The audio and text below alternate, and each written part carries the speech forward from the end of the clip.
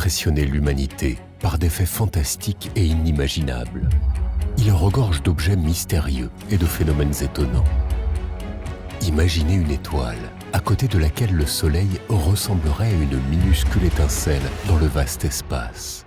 Une étoile si énorme qu'elle peut engloutir la majeure partie du système solaire. Un corps céleste de telle dimension que la question se pose sur la possibilité même de son existence. Cependant, elle est restée cachée des regards indiscrets pendant de nombreuses années, et ce n'est que récemment qu'elle a révélé certains de ses secrets. Cosmo. L'espace d'abord. Pendant longtemps, la plus grande étoile connue de l'humanité était l'étoile UY Scuti, située à 9500 années-lumière du Soleil.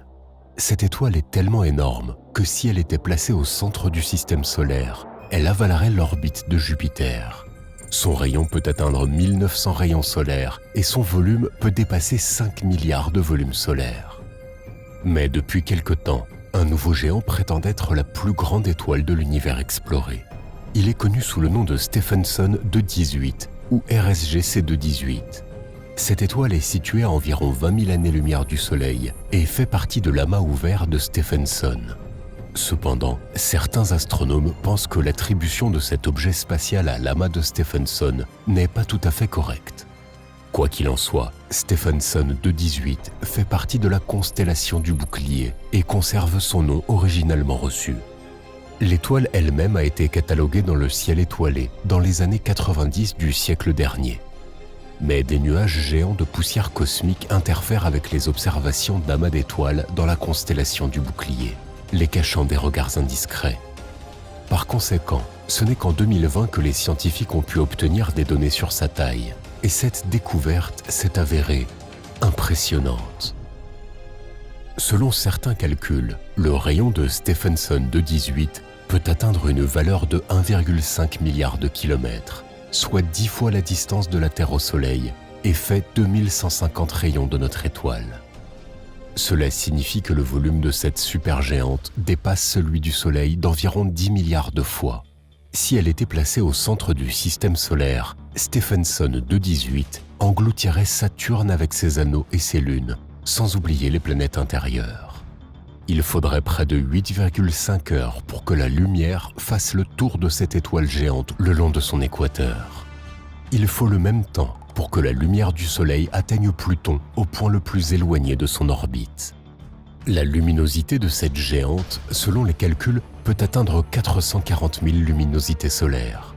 Mais la température de surface n'est pas si élevée et est d'environ 3200 Kelvin. C'est presque 2 fois moins que celle du Soleil et correspond à la partie rouge du spectre lumineux. Par conséquent, Stephenson 218 est classé comme une supergéante rouge. De plus, une température aussi basse signifie que la majeure partie du rayonnement de l'étoile est dans le spectre visible et thermique. Et la fraction de rayonnement ultraviolet et de rayons X qui est nocive pour la vie est relativement faible. Cependant, malgré sa taille gigantesque et son énorme luminosité, Stephenson 218 n'est pas visible de la Terre à l'œil nu. Cela est dû à la fois à la basse température de sa surface et aux nuages de poussière et de gaz cosmique qui cachent l'étoile géante aux observateurs terrestres. Ils absorbent et dispersent la lumière provenant de l'étoile, ce qui rend difficile son étude. La masse de Stephenson 218 n'est pas encore connue, mais en supposant que la structure interne est similaire à celle de UY Scuti et d'autres supergéantes, l'étoile devrait être à moins de 20 masses solaires. Dans ce cas, la densité moyenne de cette supergéante doit être incroyablement faible et approximativement égale à la densité de l'atmosphère terrestre à une altitude d'environ 90 km au-dessus du niveau de la mer, c'est-à-dire presque aux confins de l'espace. Il est même surprenant de voir comment dans de telles conditions, une réaction thermonucléaire se maintient, permettant à ces étoiles d'émettre de la lumière. Les tailles des supergéantes sont tellement énormes que ces étoiles sont à peine stables. La plupart d'entre elles présentent une variabilité dans leur lueur, et cette variabilité est, en règle générale, imprévisible. Ce n'est pas surprenant, car la grande majorité des supergéantes sont au stade final de leur cycle de vie et peuvent littéralement se transformer en supernova à tout moment. Selon les idées scientifiques modernes sur l'évolution des étoiles, les étoiles d'une masse initiale de 10 à 40 masses solaires deviennent des hypergéantes rouges. Une réaction thermonucléaire dans leurs entrailles brûle rapidement l'hydrogène, le transformant en hélium.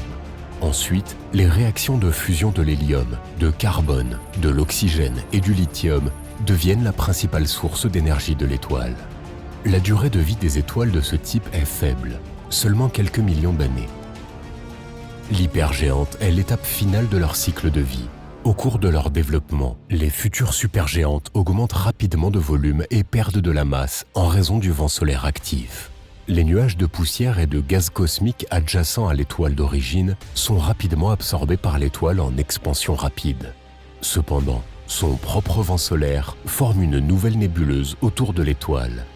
Mais la durée de vie de ces étoiles n'est pas assez longue pour que des planètes se forment dans ces nébuleuses. À la fin, l'hypergéante explose, formant une explosion de supernova ou même d'hypernova. Ces enveloppes extérieures s'envolent et se refroidissent progressivement, se transformant en une nébuleuse, et le noyau devient une étoile à neutrons ou un trou noir, en fonction de sa masse. Une explosion d'hypernova s'accompagne d'un puissant déclenchement de rayons X durs, capables de détruire toute vie à une distance de plusieurs années-lumière. Heureusement pour la Terre, toutes les hypergéantes découvertes par l'humanité sont beaucoup plus loin. En raison du rayonnement actif des particules chargées, les étoiles de cette classe ralentissent leur rotation et à la fin, leurs enveloppes externes s'arrêtent presque.